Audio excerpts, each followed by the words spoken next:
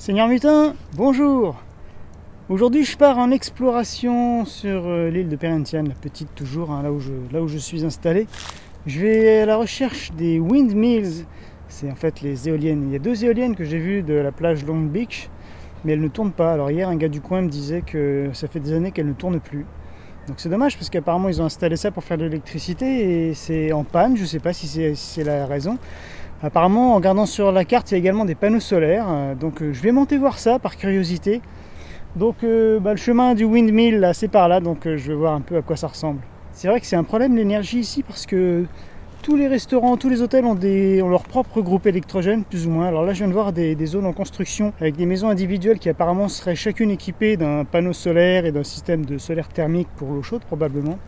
Donc ça, c'est une bonne initiative. Mais jusqu'à présent, la plupart des hôtels tournent avec les bons vieux groupes électrogènes au fuel ou au diesel ou je sais pas trop quoi là, et ça fait du boucan en permanence. C'est dommage d'être sur une belle île comme ça et d'avoir tous ces trucs qui font un bruit infernal jour et nuit. D'ailleurs c'est la raison pour laquelle j'ai changé de chambre dès le premier jour, parce que c'était impossible, la chambre était contre le local technique avec le groupe électrogène. Donc même là j'ai demandé une chambre d'être la plus loin possible, mais du coup j'entends le groupe électrogène d'une maison d'à côté. Heureusement ça tourne pas tout le temps là, ils sont en train de faire des travaux, ça bosse de partout.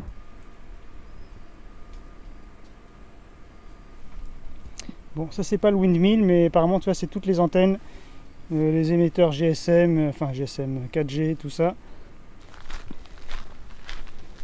De chaque côté de ce chemin, c'est vraiment la jungle, quoi. C'est vraiment un chemin creusé au milieu des arbres et de la verdure. Il faut voir qu'ici c'est vraiment une forêt ultra dense. Je vois des papillons sympas que j'ai jamais vus, des gros trucs. J'ai vu un varan encore tout à l'heure. J'entends Tiens, là il y en a un insecte, je sais pas si tu vas l'entendre.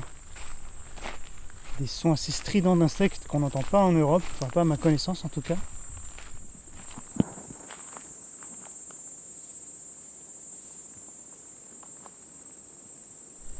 Je vois un grillage là-bas, à mon avis on arrive au sommet.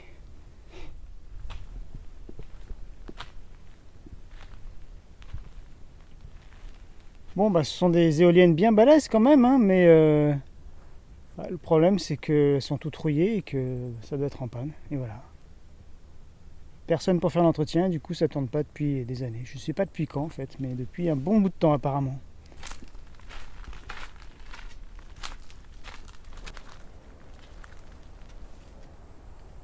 Et ouais, là il y a une belle surface de panneaux solaires, hein. Mais on voit que c'est pas entretenu, il y a plein de feuilles qui sont tombées dessus. On sait que ce type de panneau, il faut qu'il soit bien nettoyé régulièrement pour que ça puisse fonctionner à plein régime. Quel dommage. Et alors on voit qu'ici on n'est pas loin de l'équateur parce qu'ils sont vraiment très très horizontaux au niveau de leur positionnement, puisque le soleil est très très haut la plupart du temps. Voilà, il y a tout ça. Je ne me rends pas compte quelle puissance ça représente, mais c'est pas mal quand même, hein.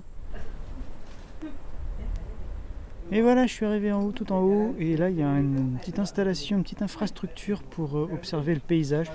Et ça permet également de voir les installations électriques qui sont en panne.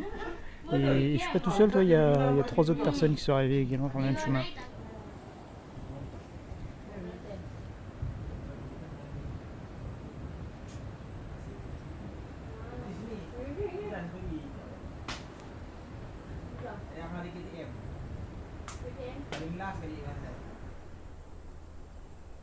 Ah, il y a des petits oiseaux qui restent dubitatifs, là, ils savent pas trop. Maintenant je vais continuer ma balade, je quitte cet endroit et je vais tenter d'aller à Adam et Ève Beach. Tout un programme, une petite plage isolée. Voilà, a priori c'est à 1 heure à pied en tout de Coral Beach, donc de là où j'ai mon hôtel. Donc on va voir, ça va être là, j'ai fait une longue pause tranquille pour admirer le paysage. Et là on va voir, oula ça a l'air bien escarpé là pour descendre, mais bon, je vais essayer de les retrouver.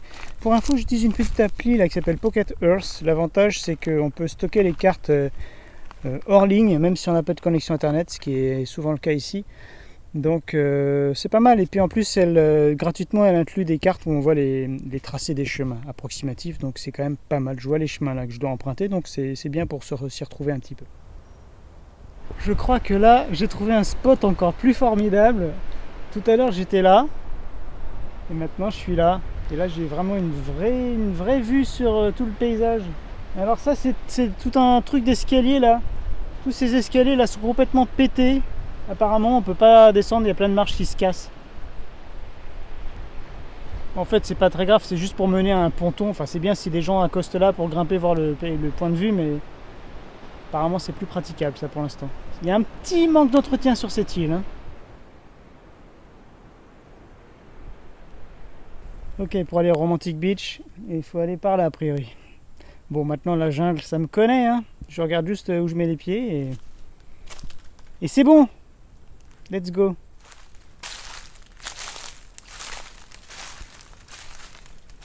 Là, sérieux, c'est vraiment calme. C'est apaisant. La forêt est vraiment calme, il n'y a pas un souffle de vent. Il n'y a pas trop de bruit d'animaux. Et l'odeur, ça sent la même odeur que ma forêt en Bourgogne. C'est étonnant d'ailleurs. Mais c'est pas la même végétation, je vous confirme.